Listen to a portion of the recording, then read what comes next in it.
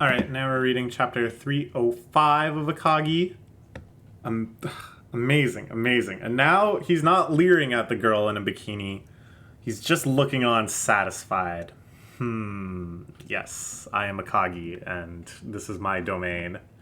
I like that Akagi got the cover over and over and over again near the end, even if it was this cover covered in boobs and stuff. The next morning, he's just cutting his toenails! Oh my god, it's like... Just like the fact that he was deified so many times throughout the series as this absolute immaculate, legendary gambler that has, you know, no fear of death and unprecedentedly deep psychological insights and, you know, complete master of his own emotions. And now he's just some guy. Now he's just a little guy that likes to cut his toenails on the newspaper. Still hanging out with Osamu, I guess. We gotta go. We can't stay in this town forever, you know. The trains are already moving. See my socks? He's so good. He's just a little guy. Good lord. Good lord, good lord.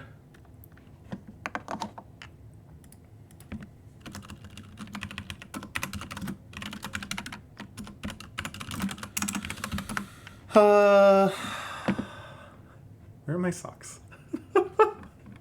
He's just a quirked up, silly little guy. If I remember right.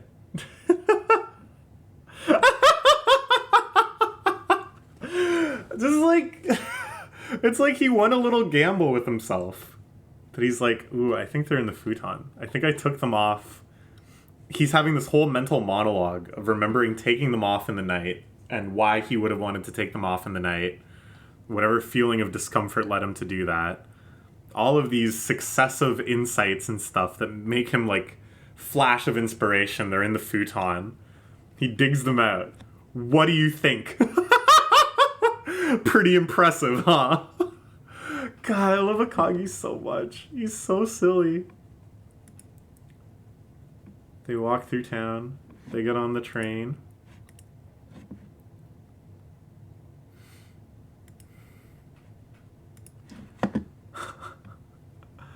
Where are they going? Who knows? Maybe they don't know. They've got his cooler so he can fish wherever it is they're going.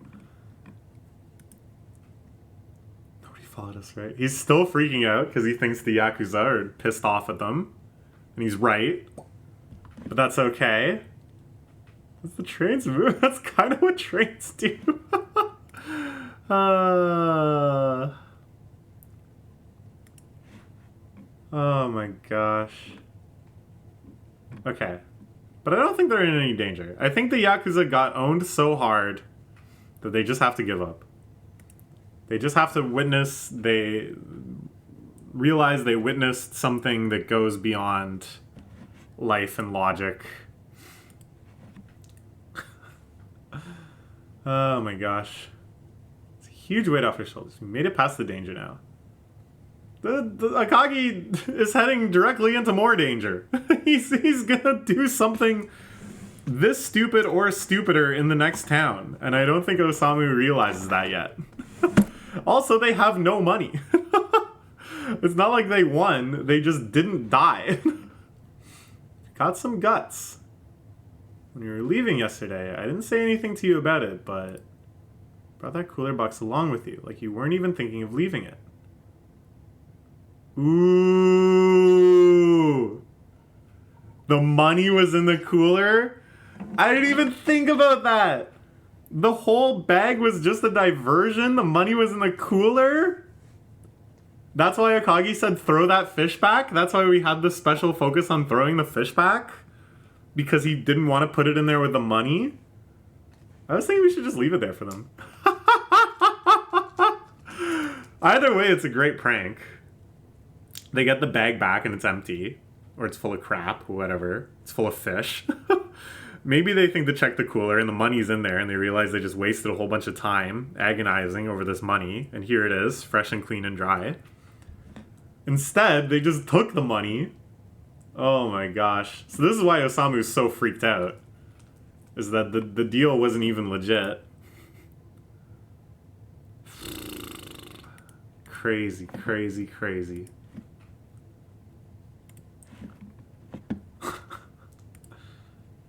It's full of rocks. I like him saying, Osamu, you're a bad guy. I was just gonna leave the money there for him. After psychologically destroying them, making them stand on a pier all night, holding a bag full of rocks.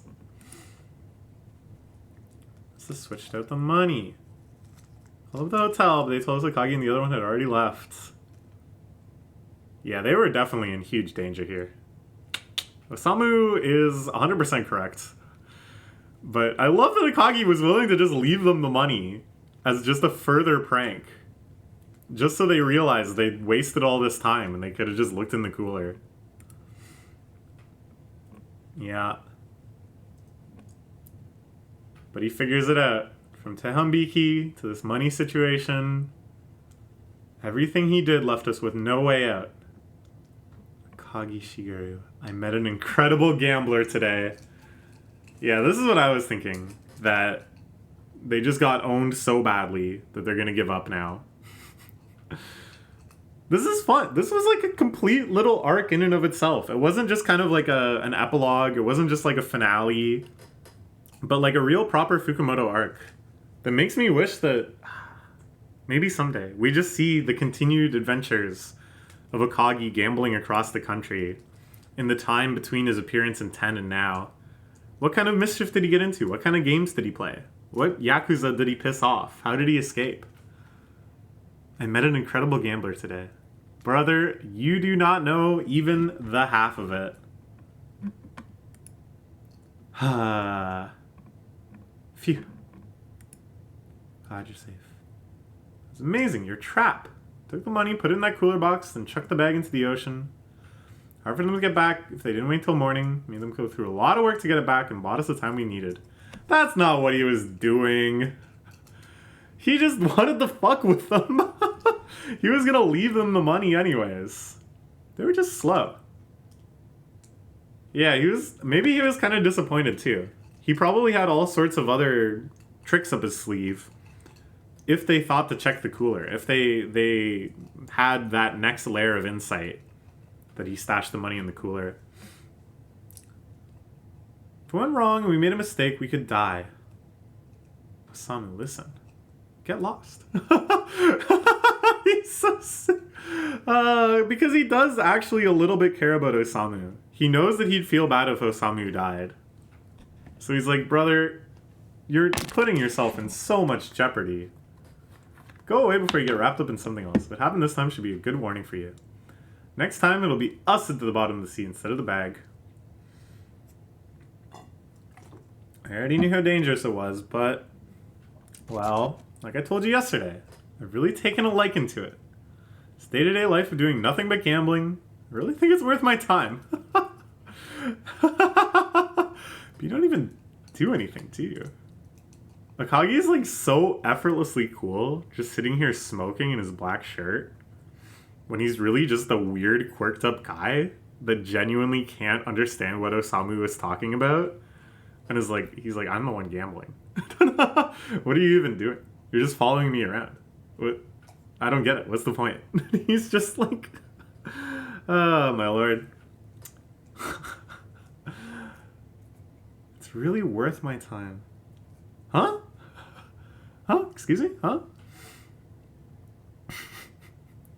But I think this really speaks to another facet of the legend of Akagi, which is that even though all he's really good for is gambling, and, you know, all that entails, and he has no real presence or social skills besides that, and just a weird dude, that he attracts this cult around him.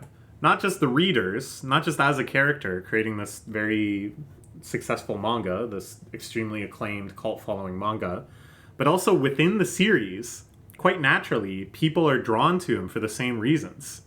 They just want to see what he can do. They want to be around to witness it. They want to collect maybe the money that spills off around his great victories. It's what leads him to being such like a folk hero by the time of 10. This legendary gambler that they call in when they need him most. And that after his death, his gravestone becomes this like place of pilgrimage for gamblers. that they chip off a little bit of it as a good luck charm. You know? I think we're seeing, like, the rawest form of that in Osamu being like, I can't explain it. I know I'm in a huge amount of danger. I know I'm not guaranteed any good outcome from this, but I just can't help it. I want to see this through. For a little while longer. Seriously, just a little bit longer. Let me come along with you. If I stay with you just a little longer, I'll be able to go off on my own. Off on your own. If I learn just a little bit more from watching you, I can start gambling for myself. No. I'll give you half. I'll give you half of my money if you go away. Take the money. Use that money and take up a trade. Oh, Akagi, you're such a good guy. He just doesn't get it. Like, I think he genuinely doesn't really understand the appeal of gambling, except for, like, 1% of the population, right? Like, he knows why he does it. He knows the satisfaction he gets and the level he's operating on and how it feels to be that good. And he meets someone else at that level that's willing to risk all that because they can operate at that level to experience the game at that high intensity. And he's like, okay, these people get it too. And then everybody else, all these rubes, Osamu, all the other losers, most of the people he beats, he's just like, what are you doing? What is even fun about this? Why don't you just go home and get a job? Go home and be a salaryman. Isn't that a lot nicer? It's like he understands that he has this addiction. He has this like almost demonic hold over himself with gambling. And when he sees people that don't have that, he's like, good for you. Then don't do this. Just get out of here. Study it for a few years and set up a soba stand or something. That's right. Start your own restaurant. Osamu Ramen. This is great. He's like, this is enough money to do this. Do you not get that? You can make this life for yourself with the money I'm giving you. Don't you want to run a ramen place? It's better than dying, isn't it? It is, but... do you mind if I say something about you? All this danger is because you win too much in the first place, isn't it? So if you'd only win a little bit here and there, we'd be a lot safer, I think. He doesn't get it at all. He doesn't get it even a slight tiny bit. In the end, he has not learned a single goddamn thing about gambling. I don't know how the heck Akagi is going to signal his disapproval of this strategy with enough conviction to get it through Osamu's skull. So if you just hold yourself back a little bit, don't be stupid. If you go in with that mindset, it's only a matter of time before you lose and tumble down to hell. That's just gambling. So you could ever lose Akagi-san. Sure I could. It's true. He could just lose. He knows that if he isn't operating at this level, if he's not playing to win the way that he does, that he could just lose. That would make him no different than any of the other rubes who think, I'm just betting what I can afford, just doing what I can, oopsie poopsie, I'm in a little trouble now, but, you know, maybe I can scrape back enough to be okay. Those are the people he sees. Those are the losers. He can't play like that. He's got to play with the full force of his convictions. He's got to play to bet every single drop of blood against every single yen on the table. So what then? When have you lost? Kai's like, I don't know, maybe not. OX station. Why did you adjust our schedule to remain in the station for a few minutes before departing again? Alright, see ya. He's leaving all the money now. I guess he's considering this a gamble he lost. He's saying, when have I lost?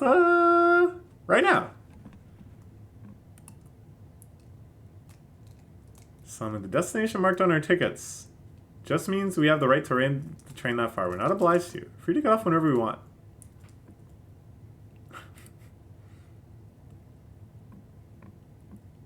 Osamu runs off after him, even though Akagi left all the money.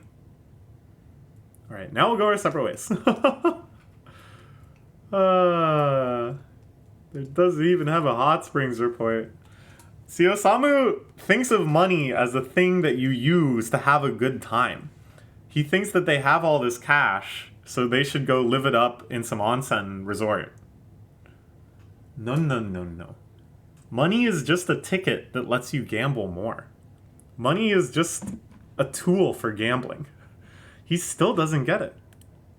How does he not get it?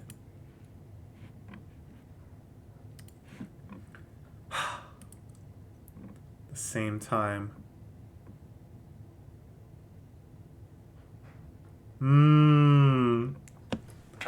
So, look at the top right. Who's wheeling up? It's Washizu and his gang.